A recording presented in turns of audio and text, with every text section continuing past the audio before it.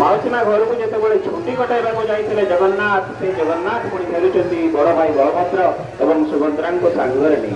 ଯେଉଁ ଶ୍ରୀମନ୍ଦିର 9 ଦିନ ଧରି ସୁନସାନ ହେଇ ପଡ଼ିଥିଲା, ଭକ୍ତଗଣ ଆଦୌ ସୁନସାନ ଥିଲା, ଭକ୍ତମାନଙ୍କର କୌଣସି ଚିହ୍ନବର୍ଣ୍ଣ ନଥିଲା, ସେଇଠି ପୁଣି ଫେରୁଛନ୍ତି ଶ୍ରୀ ଜଗନ୍ନାଥ।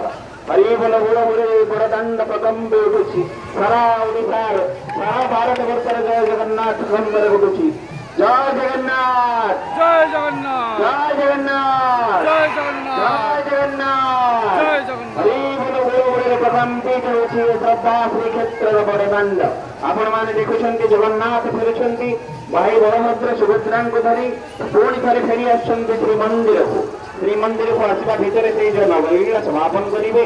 9 ଦିନର ଯାତ୍ରା ସାରି ଯେତେବେଳେ ଫେରୁଛନ୍ତି ସମସ୍ତେ ପୁଣି ଲୋକାରଣ୍ୟ ହୋଇଗଲାଣି। 9 ଦିନର ଯାତ୍ରା ଭିତରେ ଶ୍ରୀମନ୍ଦିରକୁ ଫେରୁଥିବା ଜଗନ୍ନାଥଙ୍କର ଏହି ଭବ୍ୟ ସନ୍ଦର୍ଶନକୁ ସମସ୍ତେ ଦର୍ଶନ କରୁଛନ୍ତି, ଆମୋଦିତ ହେଉଛନ୍ତି, ପୁଲକିତ ହେଉଛନ୍ତି। କେବଳ ମଣିଷ ନୁହେଁ, ସମସ୍ତ ସକଳ ଜଗତର ସମସ୍ତ ଇନ୍ଦ୍ର ସମସ୍ତେ ସମସ୍ତେ ଯେମିତି ସମସ୍ତ ଜୀବଜନ୍ତୁ ଆପାଦ ପାଣି ଜଗତକୁ ସେ ସମସ୍ତେ ଅନଉଛନ୍ତି ଜଗନ୍ନାଥଙ୍କର ଦର୍ଶନ କରିବେ। ଶ୍ରୀ ଜଗନ୍ନାଥଙ୍କ ଦର୍ଶନ ମାତ୍ରକେ ପରା ପୁଣ୍ୟ ପ୍ରାପ୍ତି ହୁଏ। ରଥେତି ବାମନଂ ଦୃଷ୍ଟ୍ୱା ପୁନର୍ଜନ୍ମଂ ନ ଲଭ୍ୟତେ। ଆପଣମାନେ ଦେଖୁଛନ୍ତି ଏ ବଡ଼ ଦାଣ୍ଡରେ ସଂକୀର୍ତ୍ତନ ମଣ୍ଡଳୀ ଆଗେ ଆଗେ ଚାଲୁଛି। ଜୟ ଜଗନ୍ନାଥ, ଜୟ ଜଗନ୍ନାଥ ଧ୍ୱନିରେ ପ୍ରକମ୍ପିତ ହେଉଅଛି ଶ୍ରଦ୍ଧା ଶ୍ରୀକ୍ଷେତ୍ରର ବଡ଼ଦାଣ୍ଡ। ଉଠେ ଉଠିଛି ହରିବୋଲ ହୁଳ ହୁଳରେ ବିଚିତ୍ର ଏ ବଡ଼ଦାଣ୍ଡ ପୁଣି ଥରେ ଉଠେଇ ଉଠୁଛି ଜନସମୁଦ୍ରର ସମାଗମ। ହଜାର ହଜାର ଲୋକଙ୍କର ସମାଗମରେ ଜଗନ୍ନାଥ ପଛେ ପଛେ ଆସୁଛନ୍ତି, ଝୁଲି ଝୁଲି ଆସୁଛନ୍ତି। ଜୟ ଜଗନ୍ନାଥ, କୁହନ୍ତୁ ଜୟ ଜଗନ୍ନାଥ, জয় জগন্নাথ, ଜୟ ଜଗନ୍ନାଥ, জয় জগন্নাথ। ଜୟ ଜଗନ୍ନାଥ। ହରିବୋଲ ହୁଳହୁଳିନାଦରେ ପ୍ରକମ୍ପିତ ହେଉଛି ବଡ଼ଦାଣ୍ଡ। ସତରେ ଜଗନ୍ନାଥ ତୁମେ କେତେ ମହାନ ନା।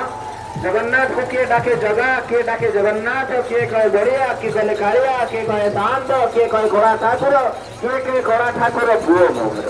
ଜଗନ୍ନାଥ ପରା ସମସ୍ତଙ୍କର ମା ହୋଇ ତାକୁ ଯଦି ପୁଅ ଭାବରେ ସମ୍ବୋଧନ କରିବେ, ଜଗନ୍ନାଥ ଓହ୍ଲାଇ ଆସିବେ ମା କରୁଛୁ। ଜଗନ୍ନାଥକୁ ବନ୍ଧୁ ଭାବରେ ଯଦି ବନ୍ଧୁ ମହାନ୍ତି ହୋଇ ଡାକିବେ, ଜଗନ୍ନାଥ ଆପଣଙ୍କର ବନ୍ଧୁ ହେଇଯିବେ।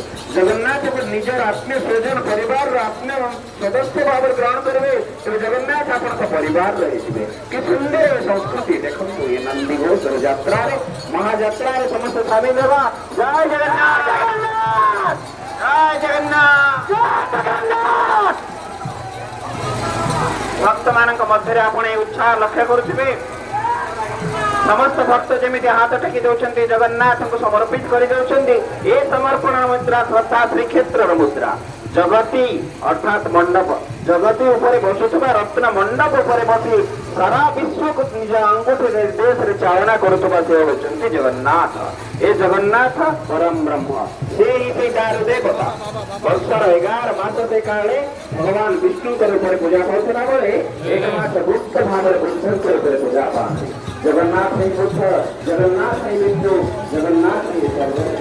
ଜଗନ୍ନାଥଙ୍କ ମଧ୍ୟରେ ସମସ୍ତେ ଏବଂ ଜଗନ୍ନାଥ ହିଁ ସମସ୍ତଙ୍କ ମଧ୍ୟରେ